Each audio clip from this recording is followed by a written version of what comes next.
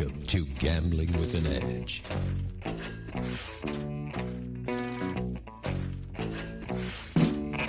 And now, here are Bob and Richard. Good afternoon. Welcome to Gambling with an Edge. I'm Bob Dancer. And I'm Richard Munchkin.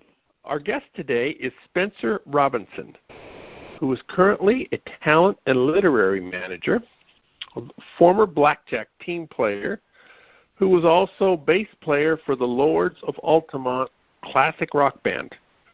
Spencer Robinson, welcome to Gambling with an Edge. Thanks, guys. I'm happy to be here. Although we will play one of your new songs called Tunica, based on being a blackjack player in Mississippi, we'll start with your blackjack career. Sounds good. How did you get started playing blackjack? It was actually really a fluke. I mean, I was in my early 20s, and I moved into a new apartment. And basically one of my neighbors who was an actor, and he was just gone all the time, and I always assumed that he was just shooting commercials or shooting something, and he had money, and he was, doing fine. And one day he kind of confided in me and told me, look, I am an actor, and I do that, but I also make money playing on a blackjack team. And, I knew what card counting was from watching movies, obviously like Rain Man, the ones that everyone always refers to. But I didn't know the ins and outs of it, and I didn't know anything about a blackjack team. So he basically told me what it was. He trusted me, and he knew that I always needed money because I was always so broke. And he said, look, if you want to learn how to do this, I'll teach you. Are you interested? And I said, absolutely. And basically, what year was that? Early 2000s, so probably 2002, 2003, somewhere around there. Now and how did that process start? I mean, did he give you a book and say, go learn basic strategy, or? No, he it's funny. He kind of threw me into the counting part first, and I think that he left it up to me to learn basic strategy, which was fine. That's definitely the easier part to learn. So he just brought over a deck of cards. He was my neighbor. We lived next door. He brought over a deck of cards and showed me how to just start kind of running counting drills. So I would take a deck of cards. I'm sure you guys have done it, and your listeners probably too. You remove 2 or 3 cards, and you just count the deck, and then you check your math at the end. I started with that, and you were using the high-low, or? I was using the high-low, and eventually we could talk about it at some point. I went on and used KO as well, but at that point I was using all high-low, and he just started with just the plus and minus system, and later on we got into getting the true count and actually playing. And now this was a really, really large team, an offshoot of the MIT team. Josh Axelrod in his book referred to them as Mossad. But I think most of our listeners would know them as the Greeks. Of course. So, what was the checkout process, or when were you introduced to the team as a potential member? Well, so I think for about 2.5, 3 months, I worked with my neighbor on learning, how it all worked, and he really gave me a lot of stories and told me basically what to expect. So when I finally went out to Las Vegas to test and try to be on this team, I was very ready mentally. I knew exactly what to expect as far as the amount of people that would be there and how the high pressure and everything. That being said, I didn't really realize that I would be failing the test for 3 days, which is what happened. So I got out there, and it was a table test, and basically you played 2 hands, and you had to play basic strategy on both hands. There was no betting in the initial test, which made it actually pretty easy looking back. But you played basic strategy on both hands, and you counted a shoe, and there were 6 shoes, and basically you could be off it was a total of 2 numbers total through the whole test. So you couldn't really be off very much. You had to be almost spot on. And if you made any basic strategy errors, it was an automatic fail. Yeah. And so I did that, and I was very nervous sitting down just because it's a new thing, and I also didn't realize that they were going to throw distractions at me while I was doing it. Anything from having a conversation to throwing chips at me to knocking over drinks, whatever it was a lot of distraction. And like I said, I failed for 3 days. 3 days straight, testing all day and failing all day. Wow. And then eventually I passed. I passed, and I started playing that night, which was really exciting. Oh, wow. They must have seen potential in you to let you keep going after failing 3 days. Usually, I like to think if you fail badly, they go, well, we really thank you for coming in, but why don't you take up bowling or something? Sure. I like to think so. I mean, it helped that I had a neighbor that I knew well. He'd vouch for me, so I think they trusted me, which is a big part of it, as everyone can guess. You're handling money, and you have to have trust in somebody. But also, I talked to them. I told them how interested I was in doing it. I told them what I had done to train. I think they could tell that I was very committed to making this a real thing and really getting involved in it. And I think that they saw that I was able to do it, but I was nervous. And I knew the mechanics of it. I knew, basic strategy, backward and forward. Like, I knew all the things. I just had to get it to all click so that I could do it second nature, and that it wasn't, it wasn't so stunted, and it wasn't a nervous wreck, and I wasn't shaking, and all those things. And after failing for 3 days, by the end of it, I was pretty good. Also, I think they realized that your experience was probably closer to the norm than, everybody thinks they count better than they actually do. And I'll bet they had a lot of people that came in and tested, and it would be a very rare bird that would pass the test right away. I'm sure. I wasn't there for a lot of the testing for people when it came to that first level, but I didn't get a chance to see, how I stacked up against them. But they didn't seem really shocked that I was failing, so that made me feel okay. I'm like, okay, well, they know that this is hard too, because they've all done it. They can do it, so I guess they're going to stick with me. And I'm just going to keep working on it. And I ran drills, and I did everything that they said, and I really tried to ask, hey, what can I do to get better at this? I'm not passing. What's happening? What can I do? And they worked with me, and then eventually I passed. And when I passed, it felt great. It was really, really exciting. So what was the first job they gave you going out, on that first play? What was your role? I was a spotter. So basically, I went in, I played table minimum. I counted the cards, and when I got a count, I would have to stall the game and use signals to call over. If it was a big bettor that actually knew how to count, call them over and pass them the count. If it was a big player that did not know how to count, I'd have to call them over and call somebody over that could control them and pass the count. And then I would either leave or stay depending on the circumstances. But it was, looking back, it's a pretty easy job, and it's one of those things that it's such an easy test to pass years later when I had to do it again for a different count. But that first time, it was really, really tough. And when I got out there, it was very, very exciting to kind of just be the first person out there finding those shoes. Yeah, that seems like a lot of extra manpower if you also have to call over someone as a controller to call the plays. But I guess because it was you were so new, they didn't want you actually calling the plays. Well, yes and no. I mean, for a few reasons. First of all, I wasn't trained as a controller. As far as being able to tell the BP when to deviate from basic strategy, and there's a whole other level of stuff that comes along with that I was not trained to do yet. But, as anybody who's done this knows, you burn through the big players pretty quickly, or that you can, as far as them getting blown out. So getting a new player in that can bet the money that doesn't know how to count is a lot faster than getting one that does. So, absolutely, yeah. Right. So but I would think that most of the spotters, I would think, would ultimately learn to control also. Right. Absolutely, and eventually, of course, I did, and I went on to do a lot more. But yeah, but that first, just getting a body in there to find the counts, just because we were playing in such a huge force when we were in Las Vegas, and in a smaller level, Atlantic City, but definitely in Las Vegas. So you needed a lot of bodies because there are so many casinos to play. Right. Now, as you say, one of the things that I thought was really unusual about that team was not only did they come in, betting 2 or 3 hands of 10,000 on these call-in plays. It was guns blazing, always. Guns blazing, yes, but they would give up their name and cash out the chips. And, I can't imagine a BP would last more than one play.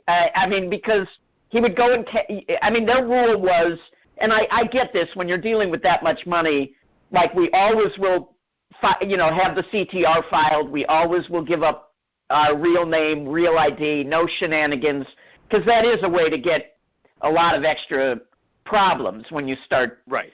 People start using fake IDs and stuff. So, but it means the casino has your real name after the very first play. Absolutely.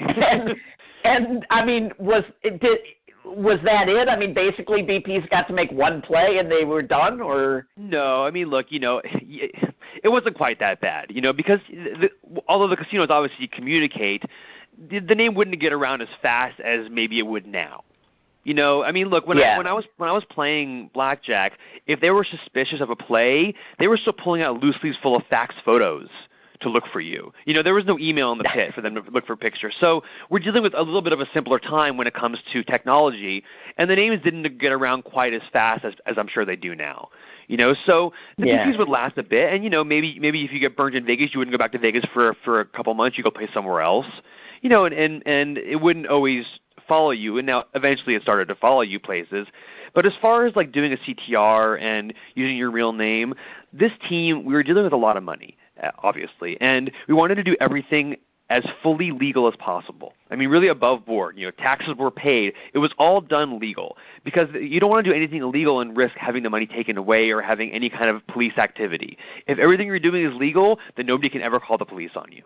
Well, in theory, anyway. I mean, certainly there have been a lot of people who are just counting cards that got backroomed and, you know, sure, but you know, but trespass or whatever. Security is different than police. But yeah, theoretically, exactly. I mean, the idea was to minimize any of that kind of stuff, so that if it ever came up, nothing illegal is being done. And I will say that being on that team, besides all the amazing stuff that I learned, like the technical aspect of counting and odds and all that kind of stuff, being taught what the law actually was came in so handy for me when people tried to backroom me and people tried to do things that I knew they couldn't do. And I was able to kind of stick to my guns and be like, no, I'm not going with you, and this is why. You can't touch me, and this is why. You know, and so when those things came up, I was never afraid of a security guard. Because I know that they actually had no power. Yeah. Often you probably knew the law far better than they did. Sure. You know, and that's one of the things that I was always told by the people on the team. It's like, look, they may not even know why they're coming to kick you out. They may just say, hey, that person has done a bad thing, get them out of here. Okay. You know, they don't know, and I've dealt with some security guards that have overstepped. And, you know, you got to slap them back a little bit, not physically, but, you know, verbally. And they usually slap back into place. Yeah. You indicated when you were telling about your first night when you were a spotter that part of your job as being a spotter is to stall the table until you can get the right people there. Sure. What was the longest you ever had to stall a table, and how did you do it? It's actually it's one of my favorite stories to tell about playing on the team, because it's one of those times when everything worked exactly as it's supposed to. And look, that doesn't always happen. Sometimes you lose. Sometimes you miss out on, you know, whatever. But this time we were playing at the Mandalay Bay, and there was a BP and then two controllers in the car. And we parked, and we threw a call into the other people in Vegas. We're like, hey, come down and meet us. We're going to get started in the pit. Just come in the mid-session, you know, and filter in, and it'll be fine. So we went, and we were playing the $100 minimum tables at the Mandalay Bay. And, you know, I sat down and I started flat betting 100 and, you know, and just counting the cards.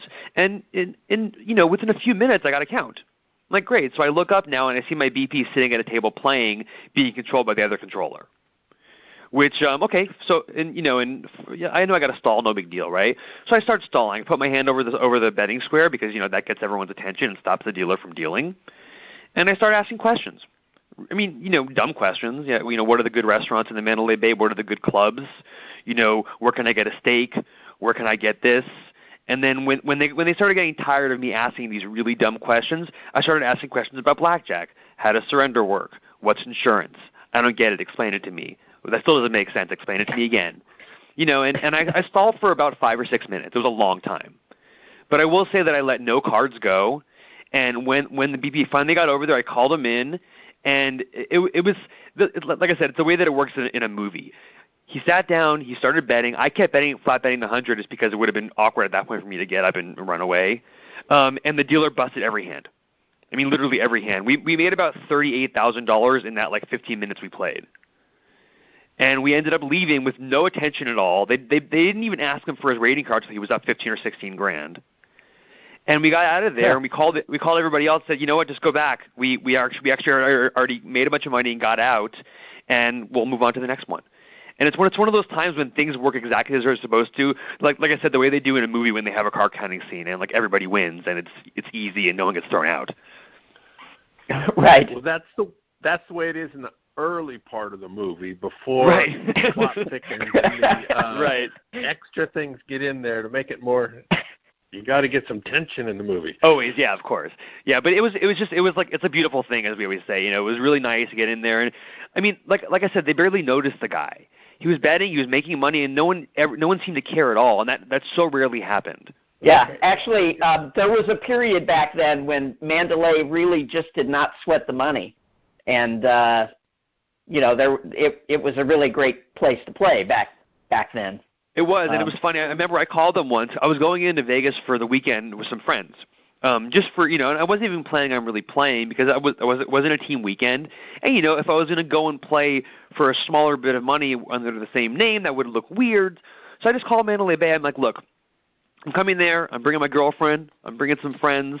I'm probably not gonna be gambling, but look, I've played a lot of money there. I want some comps, and they gave me rooms. They gave me tickets to see Prince and a bunch of other free meals and things like that. And I just had a party weekend, just on the Mandalay Bay, and they were really okay with the whole thing. No issue at all. Yeah, which surprised me, but it was nice. Yeah, I bet it was. Now, you were a bona fide rock and roll musician. I was and am, absolutely. And so I would think that would be a hell of a good disguise at a blackjack table. It was really good, and it was great. So tell us about how did you use that to explain why you had money and why you could fly in and stuff and why you had hair or whatever else. All of those things actually. It's funny. Like in Las Vegas, there's so many different kinds of people there. No one really questions why someone's there. It's Las Vegas. People go there to to hang out, party, and do whatever. But when you start to get to places like Philadelphia, Mississippi, or Biloxi or Gulfport, like all these places that really it's a lot of locals and not a lot of, tourists are coming there from Los Angeles or from New York or wherever else to go gamble. So I would just always say that I was on tour. I would always say my band was playing in a nearby city. And the band that I was in, we did very well in Europe, and I toured a lot in Europe to play for big crowds. But no one really knew who we were in the U.S. on a big level. So even if I gave them the band name, they could look it up and see that I was a real band if they really wanted to. But it isn't the kind of thing that you say like, oh, the Rolling Stones are in town, everybody knows. You know what I mean? So I could be in town and they would never know it if I was playing music. So if they wanted to know, what I was doing in town, I would say, oh, I just got a record deal and I got some money to blow. And I'm here in Philadelphia, Mississippi, playing at your little tiny casino. So it was really good for things like that. Did you ever try, hiring some groupies to come in while you were playing, just to boost your image?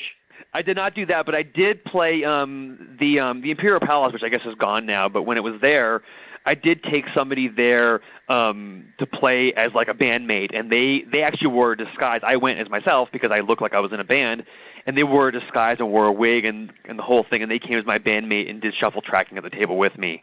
So I didn't do groupies, but I definitely had a fake bandmate go play a few times with me, and actually won, considering it was a $500 max there, I won about $50,000 over the course of 2 or 3 trips at that casino, which I thought was decent for that place.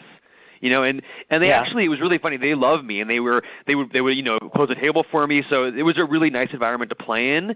And then when they realized what was happening, they were so mad. They really, the death stares that I got from those guys that had been so nice to me was so funny. Yeah. I actually was in Cannes one year for the Cannes Film Festival and was playing blackjack, and I ran into a friend who was a journalist, and I had him come into the casino and ask to photograph me and ask if he could interview me, and it worked out perfectly because I happened to be talking to the casino manager when he got there. I had already been playing. I was already winning a bunch of money, and he comes up right in the middle of our conversation and says, oh, do you mind if I get your picture, and, can I get an interview? And the casino manager just totally ate it up. Yeah, it worked. That's funny. So, I mentioned before, the band that I was in, we toured in Europe a lot. I played some shows in the U.S., but I'd go to Europe 3 times a year and play these big tours, and I played for these big crowds, and it was great. And we were taking the ferry from France over to England at one point, and there were casinos in this town, and I thought about going to play there, but it dawned on me that I didn't really know the law. and I actually was a little bit worried about what could happen. I mostly didn't want to get risk like missing the shows that I was playing on this tour if I got thrown in some kind of a French blackjack jail, which is probably not really a thing. But I was actually worried. So it's cool that you got a chance to do that, because I don't actually know what the laws are about counting are in France. Well, actually, I can't imagine better publicity for your band than that. But that's fair. Very fair. Yeah, yeah. But yeah, no, the laws are fine. I mean, there's no legal problem with counting cards anywhere that I'm aware of in Europe. Well, so when you were rules, sorry. Yeah, you can just like the U.S. You can get backed off and right. Yeah, it's so funny. Well, Sorry. Well, Richard said on a recent show there are casinos in London that it's against their club rules to count cards there, and so if you go in and lose, then everything's fine. But if you go in and win, they remind you of those rules and sometimes forget to pay you. Oh, that's so dirty. Which makes it a tough game to beat. So dirty. Yeah, that's a more recent problem. But yeah, I mean, I one time, many years ago, we were using a shuffle tracking computer back when those were legal, and we were in a casino in England, and we won enough where they didn't have enough money to pay us. And the next day, we decided to take the chips back to our hotel with us, and they said they would go to the bank the next day and have the money for us to cash out. And when we went back the next day, Scotland Yard was there waiting for us. Oh my God. And but we did get paid, and there was no problem. But we couldn't walk into another casino in England at that point because that's amazing. It was pretty crazy. It's amazing. Yeah, it's funny when I first got on the team and I was, I just learned how to count, and I was feeling really energized and excited about the idea of counting. Around the same time, I got invited to go to like an after-hours bar in Los Angeles, and it's one of those places that opens at 2 a.m. on the weekends, and it was all very hush-hush, and I thought it was kind of cool. And when I went into this bar, they served alcohol all night, which I was like, okay, that's kind of cool because places close eventually in L.A. But then they served like hard drugs on a pedestal. It was like a real true speakeasy with drugs and alcohol. Now that's a real rock star party. Right, and it was crazy, but they had a blackjack table in there and a roulette wheel as well. And a friend of mine one of my best friends who knew that I was on this team, he was like, "Are you going to play blackjack?" And for a second, I'm like, "Wow, counting cards at an underground club and winning some money here would be great." And then I realized that the laws definitely did not apply there, and I started getting really worried about what would happen if they actually caught me in that place counting cards. So I opted not to do it there, just because I was really worried about getting my hands broken. Or worse. I got a call like that one time in Los Angeles. One of my closest friends called me and said they're having this big party next door. It's this family of Filipinos, and there's an entire cow on a spit in the driveway, and they're playing blackjack in the house. Wow. And you should get over here. So I went over there, and I went inside, and I was the only Caucasian there, and here is this blackjack game. The guy's dealing 4 decks, and he has one of those shuffling machines like you get in the drugstore where you put the cards on both sides, and there's a little plastic tray. Sure. And he was dealing about 3.5 decks out of 4, and then he would take the cards out, put them in that machine, and riffle it one time and put them back in the shoe. Sounds like a dream table. It sounds great. Yeah, but I just took one look, and I thought, for the same reasons you didn't play in that club, I thought I may not get out of here alive. Yeah, if you're gonna do something like counting, and it's gonna be at a place where you don't know that anyone there knows about it or understands, that what you're doing isn't like elite, whatever. You don't want to risk it. I think you're probably better off not getting yourself into a situation like that. Yeah. Yep. Now as it turned out, I ended up marrying the girl who lived in that house, and and later went out with her brother, who was the dealer of that game, and we continued to deal those games. Although I shuffled the cards a little better of course. After that. Funny. Now, every blackjack player gets backed off multiple times. Many times, unfortunately. Were any of your back-offs particularly memorable? Oh yeah, absolutely. I mean, look, I've had every kind of backup you could possibly imagine for the most part. I've had the Mr. Robinson, you can hang out here but no 21, which is very funny because they know you're going to leave. But there's one that I always tell the story about. I was at Caesar's Palace in Las Vegas, and we had started this little small offshoot team within the Greeks where we were doing the KO count because it was easier to get people ramped up quickly to learn the count. And at this point, I was a pretty known blackjack player, and I couldn't really play that many places. So I would just take out players that kind of lead their sessions, and I would sit at the roulette wheel or sit on the bar, and I would just play a little bit here and there, but try to kind of remain in the background and just oversee things. And we were playing at Caesars, and the entire play got blown. I mean, they got all of us at once, and it happens. It's frustrating, but whatever. And I had a little bit of money. I just played a little bit, and I was heading over to the cage to cash out the little bit of money that I had won, and I got surrounded by 8 security guards. And I was like, oh boy. And and I'd been asked to go to the back room before, but this was pretty aggressive. And they said to me, you're going to the back room. And I said, no, I'm not. Come on, guys, this is silly. And they're going to the back room right now. And I'm like, look, I'm not going with you. And all this time, I know the rules. I know that you keep your hands at your side because there's no sound on the video, and you don't want to flail your arms and make it look like you're going to hit anybody, and all that stuff that I learned, And so I just start talking, and I'm like, look, guys, this is so silly. Just let me leave, and we're done with this whole thing. And one of the guys said, get his ID, and they tried to grab my wallet out of my pocket. And I kind of turned around real fast, and I said, now you guys know you can't touch me. Like, I know that you know that. And they got a little more angry, and they said, look, you're going to the back room. And I go, why? They said, prostitution. And I said, I don't think that's the reason why. And I said, and I don't think that you think that's the reason why. And basically, they said to me, they were like, well, if you want to leave, push past us.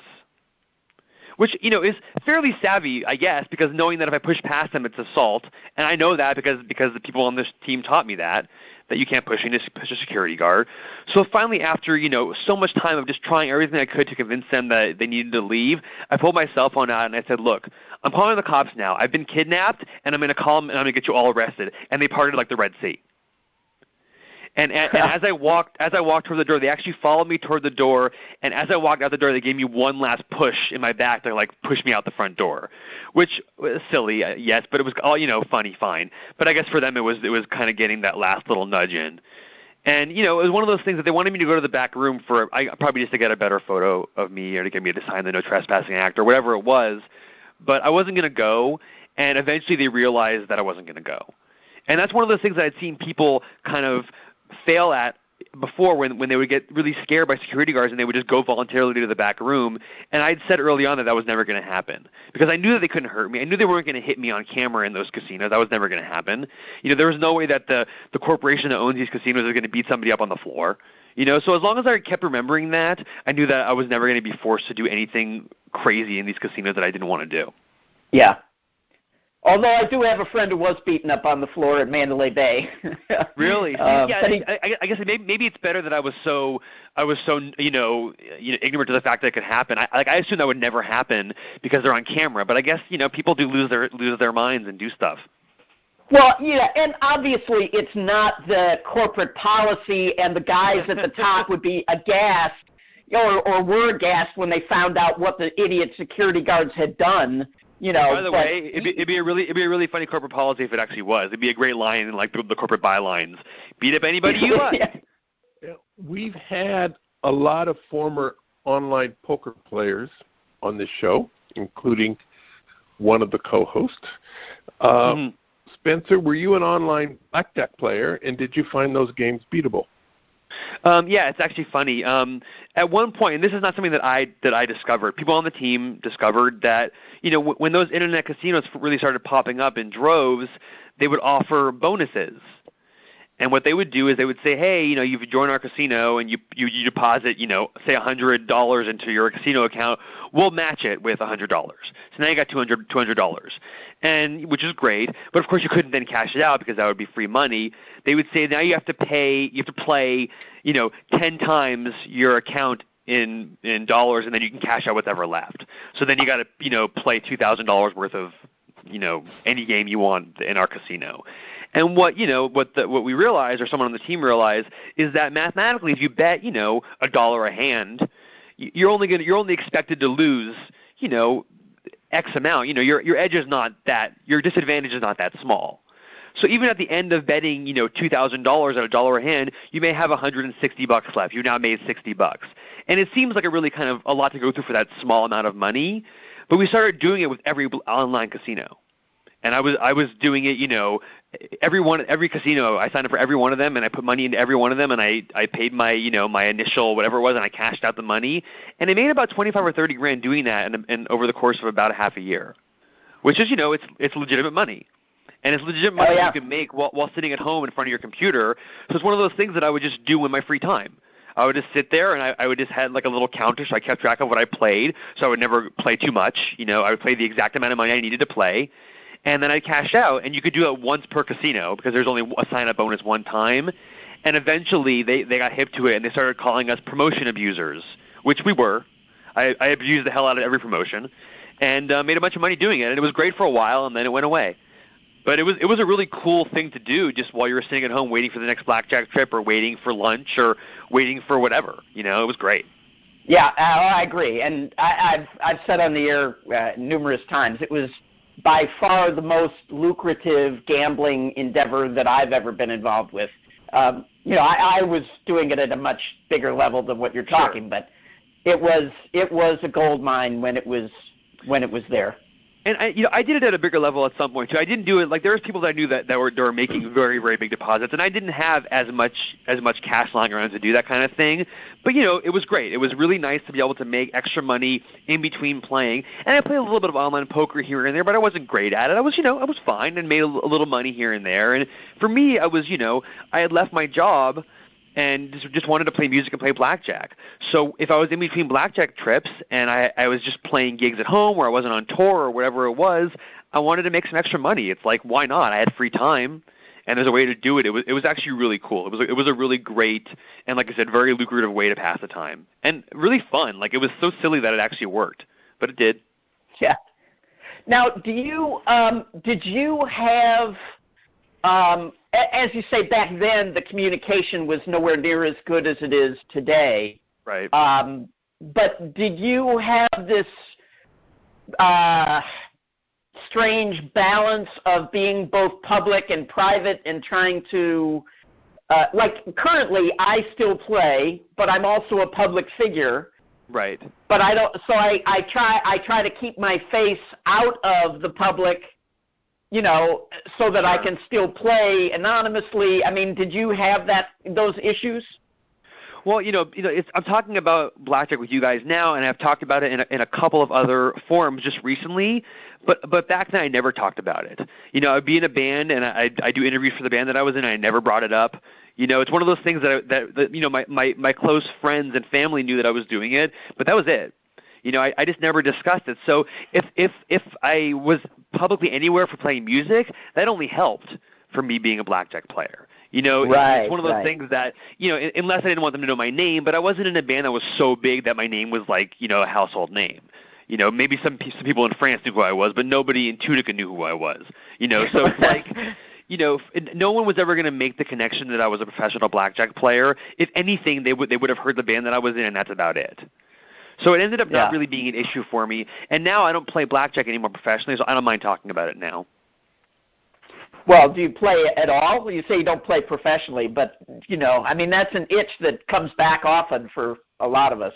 Absolutely. And if I have a reason to go to Las Vegas, for sure I will, I'll play, but I'll play on a smaller scale, and I'll play, and of course I count because I can't play and not count, and I usually do fairly well, but I'm not betting, huge amounts of money anymore. It's actually funny. I went to Las Vegas just for fun once, and I was playing actually at the Imperial Palace because I was staying right near there, and I just wandered in there to their poker room, and I was playing poker. I was just playing, like no limit, but like a $40 buy-in, like low no limit, hold'em, and I got backed off playing poker. At the Imperial Palace. It took them about 2 hours of me playing, but they finally realized who I was, and they threw me out, which I thought was really funny. But, they did not like me there. They just have no sense of humor, those people. No, well, and I remember when they threw me out, I said, really? I said, but it's poker. They go, we know. I go, but it's poker. And they go, yeah, you're leaving. I'm like, oh, okay, fair enough. I mean, what am I going to say? I'm not going to argue. I just thought it was so funny. Yeah. Well, and it's crazy because you're not winning money from them. They're earning money from you if you play poker there. It's absurd. I mean, people are. You guys know casinos get really kind of testy. They get pissy, they get angry, and it's a really weird thing. I mean, I've had some people that you feel like they're throwing you out because that's their job, but they're kind of cool about it in the sense that they're like, look, man, you're done here. Just move on to the next place. Like I can appreciate that. They're doing their job. It's a symbiotic relationship. I get it. But when people get really angry, like I've been chased by security guards, and then I realized that early on, like I'd be running from security. I'm like, wait, why am I running? They can't do anything to me. I remember once I got chased out of Harrah's on the Strip in Las Vegas, and I hid in the Margaritaville restaurant next door, the Jimmy Buffett restaurant. And after about 10 minutes of hiding, I'm like, wait, why am I hiding? The security guard followed me out of the casino into a restaurant next door, and I'm hiding like a kid playing hide and seek in a restaurant, and really felt like an idiot because they can't do anything to me, But it's this really, really weird thing when you see a person with some kind of authority coming after you. Your first thing is to get away. So I eventually learned that they can't do anything, and you just let them come to you, and they hassle you for a minute, and then they go away. Yeah. It's been a problem for a lot of players because they want to play in the World Series of Poker, and, Caesars won't let them play because they've been 86th from blackjack. And so, which, again, they're just, shooting themselves in the foot because it's just profit to allow people to play in the poker tournament. But it's really weird. I feel like somewhere along the way, and look, this may be because of things like Bringing Down the House and the movie 21, and because it became, at one point everyone was like, oh, counting cards, nobody can count cards unless you're a genius or unless you're autistic, like because of Rain Man. That's, that was the general consensus by most people, is that nobody can do it. Or, you can't count a 6-deck shoe. Like there's all that kind of stuff that we've all heard before. And with blowing the lid open with all the television shows and the movies and all that kind of stuff and the documentaries, I think that it made people realize that it wasn't quite as difficult to learn how to do it as everyone thought, and that probably freaked the casinos out quite a bit. Because all of a sudden, everybody wanted to learn how to count cards, and it wasn't this thing that only geniuses could do. It was like, hey, if you have, a good amount of focus, you can learn how to do this. And I'm sure that they hated that. And I guess I'd rather err on the side of being really strict than being seen as wavering on it, which I think is silly, but that's what they're going to do, I guess. I think another part of it is that there's no real way to demonstrate that you're doing your job if you're a pit boss, right? Sure. There's nothing you can really do to show that you're doing a good job except like, that. Anything bad happened today? No? Well, then you're doing your job. Like if nothing bad happened, then you're doing your job fine. If nobody grabs chips and runs away, runs out the door, then you're doing your job fine, I guess. So yeah, it's a good point. I guess you got to do something to show that you're worth your paycheck. Yeah. I mean, I think that's how a lot of them think, anyway. And the other thing is, no pit boss ever lost his job for throwing somebody out that was a losing player. Right.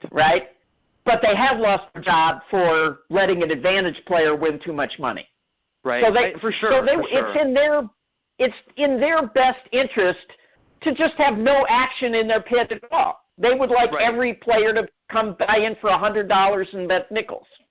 Sure, and I do think that, and I'm not sure if this is every pit boss, I don't want to make a generalization, but I think that with some of the ones, at least that I saw while I was playing, there was a bit of like macho kind of not wanting to get taken, by an advantage player. So I think there was a bit of that too, that when they realized that was going on, they would really want to kind of assert their authority. which, fine, whatever. But it's kind of a weird thing. Maybe it's a mixture of all those things, but people definitely, they did not react nicely when they would catch you, counting cards in a casino, for the most part. The ones that did, I always appreciated, though. I got backed off once I was playing at the Aladdin, and I got backed off from the high-limit pit, and I was up a bit of money, like, a few thousand here and there, and the guy came over to me, and he goes, look, you're much too strong a force to play here. And I really appreciated that because it's a compliment. It's a nice way to do it. It's like, look, they know what's going on. I know that they know. I'm going to leave. It's all peaceful. It's all fine. So I can really appreciate that kind of reaction more than this like mad scrambling to make it look like you're doing a drug bust, which is what it often looks like. Yeah. We received an email at gamblingwithanedge@gmail.com. It was addressed to Richard, but it's a blackjack question. So after Richard says his piece, I'm going to ask the same question to Spencer. It seems this player has just mastered the KO system, and he heard Richard say not so long ago that he would advise his own son, Richard's son, not to count cards in a casino. So the guy says he just learned how to count cards, and so why is Richard telling him not to count cards? Yeah, why, Richard? Well, first of all, I have to say my son is kind of in a special situation because he's my son. So here's the thing. It depends on your situation. If you're interested in counting cards as an intellectual hobby and maybe you'll make a little bit of money, that's fine. But my son is trying to make a living gambling, and counting cards has about the lowest edge you can get from professional gambling and the most amount of heat. Right. And there is tremendous value in having a clean name. So just let me give you one example. Let's say that you found a biased roulette wheel, right? And and you've recorded thousands and thousands of spins, and you know that this wheel is biased, right? Well, if you go in and you have a completely clean name, depending on what the casino is, it's worth 6 figures, and in some casinos it would be worth 7 figures to find that roulette wheel. Absolutely. But if you go in and once you start winning, let's say you get up $100,000, every casino is going to say, well, who is this guy? And they're going to start looking. And now they find you in Griffin or Biometrica or whatever, and they say, oh, known card counter, boom, you're gone. You're barred from that game. So there's tremendous value in having a clean name, and that's why I told my son not to count cards. I understand that. I actually think it's interesting. I think that like you said, it's a special situation. If somebody's trying to make a lifelong career out of being a professional gambler, then yes, I understand you telling him that adds a level of heat that is, extremely hot. But, it's very different for somebody like myself, that for me, I just love the game of blackjack, and I wanted to play that. And I learned to love poker, too, and I really did like it, and I enjoyed playing it. But nothing made me feel the rush that I felt while playing blackjack. And, and I've opened for bands like The Who, I played with Depeche Mode, I played with the Pixies, I played with the Cramps, I played for crowds of 55,000 people and anything up to that. But I still hold playing on that blackjack team as one of the biggest thrills of my life. And so, I understand not wanting to kind of sully your record if you're going to be doing other things. But if somebody just wanted to be a card counter, I would definitely say that it's worth putting the time in and going to do it. But in your son's case, I do understand why you would advise against it. We're now going to take a short break for commercials. Okay. When we come back, we're going to be asking Spencer a few questions about his rock and roll career, and we're going to include at the end of our show his newest release called Tunica, which is about playing blackjack, and we're going to ask him about that. So stay tuned. The South Point has more than 10,000 games, returning more than 99%. This is more than anybody else has. In January, From Sundays through Wednesdays, 3 a.m. to 3 a.m. Casino Day, the $500,000 Spin to Win promotion is in effect. 500 points earned on a slot machine or 2,000 points earned on a video poker machine earns you one spin. You may spin up to 4 times a day. Been talking about this all month. As of the time of this recording, the promotion has 3 more days to run. Beginning February 1st, there will be a Money Madness jackpot going at all times. The major jackpot starts at $10,000 and must be hit by $25,000. All players playing with a card on any machine are eligible to win. If you're playing when the jackpot goes off and you're not the lucky one who hit it, you get $25 in free play. A smaller jackpot begins at $1,000 and must be hit before $2,500. It is expected to be hit about 3 times a day. There will be double points on all video poker machines on President's Day, Monday, February 20th, midnight to midnight, no limits. The second class in the current 10-week semester of free video poker classes will be on Wednesday, February 1st at noon in the Summer Lounge. This lounge is in front of Don Vito's Italian restaurant. The early class will be beginner double bonus. The second class, beginning at about 2 p.m., will be beginner double bonus. The pay schedules offered in these games at the South Point are for the 99% variety, which is tighter than strong players play. Still, the principles of these games is useful for understanding the later classes. Plus, these 2 games are played very differently from each other because of the different payouts for flushes and straights. The general way these games are played should be in the repertoire of every strong player. At videopoker.com is the best place to play lots of games. If you sign up for the gold membership, $8.95 a month or $79.95 a year, this allows you to get correction on most of the games. Game of the week is Ultimate X.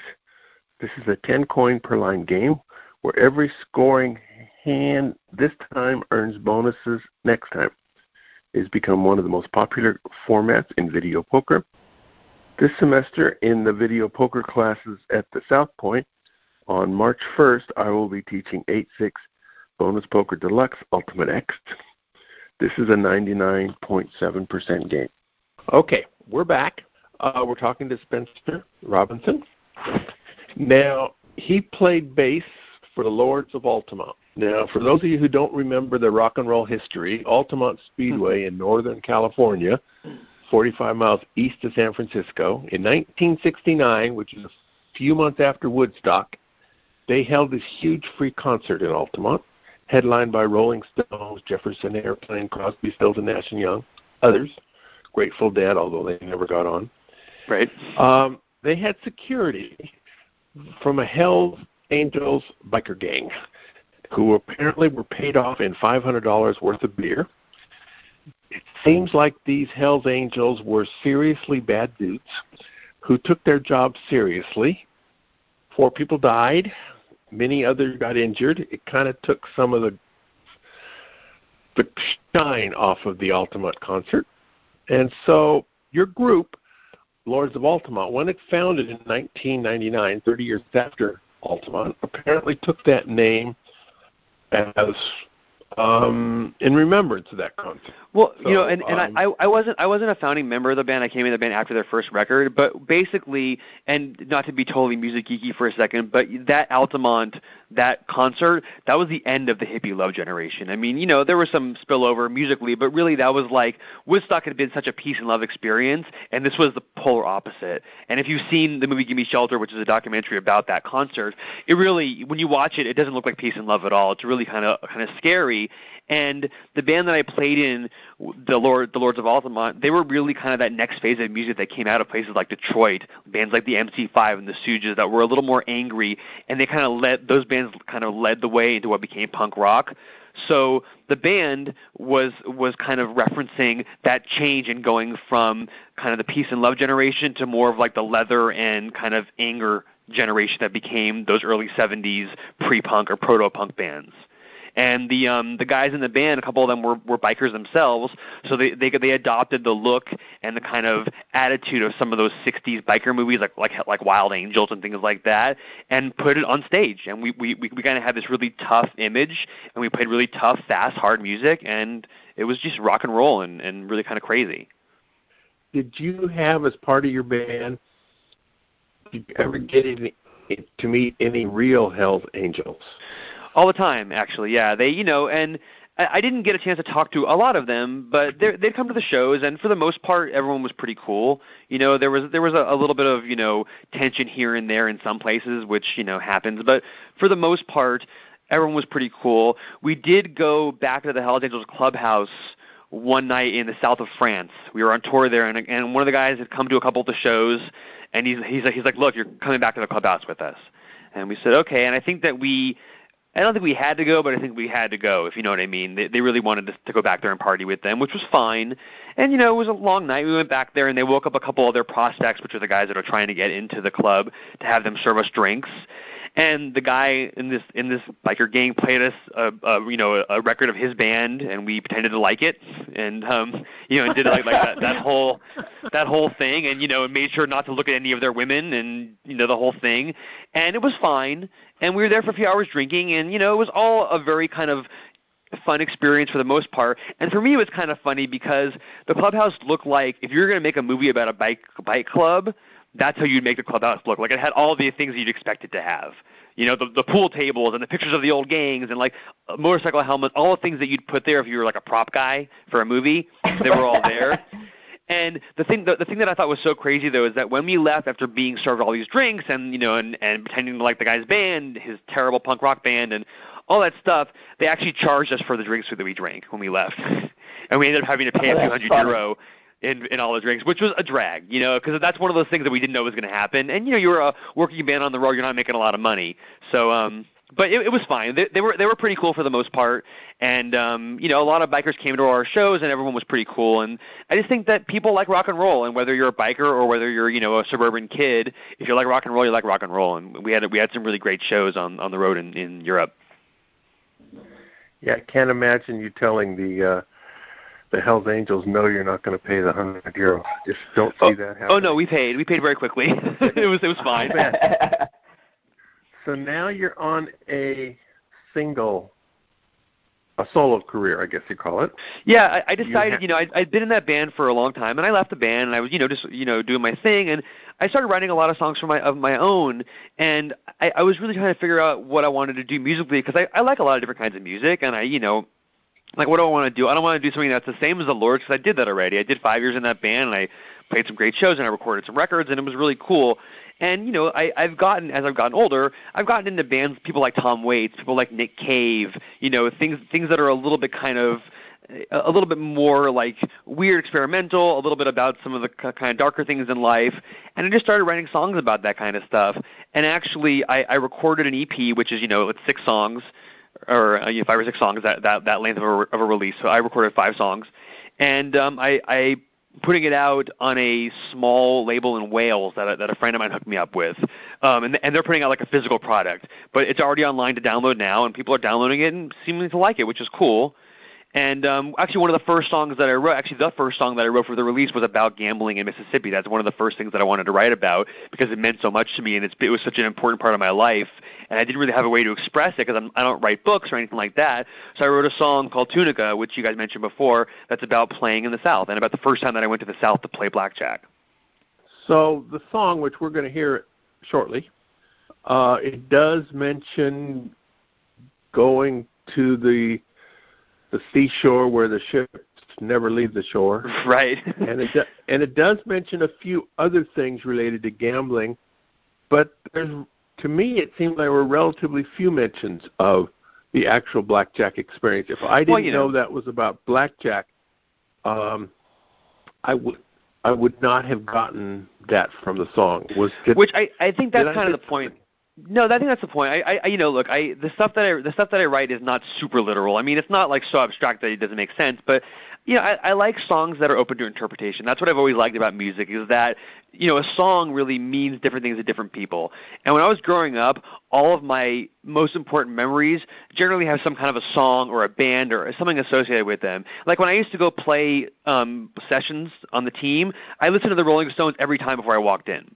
That was just a thing that I did. For me, it was like a getting pumped up, getting my mind in the right state. That so for me, there was always like a connection to songs, and I like that they mean different things to different people. And for me, like there's a lot of references to the South in that song, and there's a few references to blackjack, and there's some that maybe not everybody would get because they're just specific to that one time that I went or whatever it was. But for me, it's representative of going to the South for the first time ever in my life, because I hadn't even played shows in the South or anything yet, and just going there and experiencing it, what it was like to be there as a blackjack player and not as like a tourist or as anything else. Very good. So we are going to close the show today with that song. And so we want to thank you, Spencer Robinson. Thanks, guys. It's been a lot of fun. I'm assuming that people who want to get your stuff can do it on iTunes and places like that. Yeah, it's available on iTunes, Amazon, Tidal, all the regular spots. Very good. So thank you, Spencer. Thank you, Richard. Go out and hit lots of royal flushes, everybody, as we listen to the song from Spencer Robinson. Thanks, guys.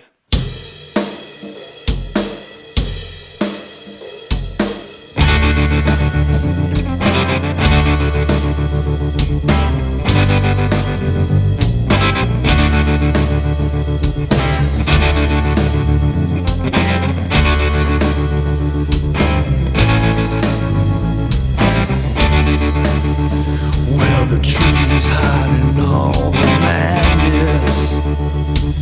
Faces try to hide the shame. Running from the years of sadness. Cover up the years of pain. I brought my money to the dealer and left with a pocket full of change. Like bringing a knife to a gunfight and living to fight another day. I sleep all day on the edge of town, howling like a wolf when the sun goes down, running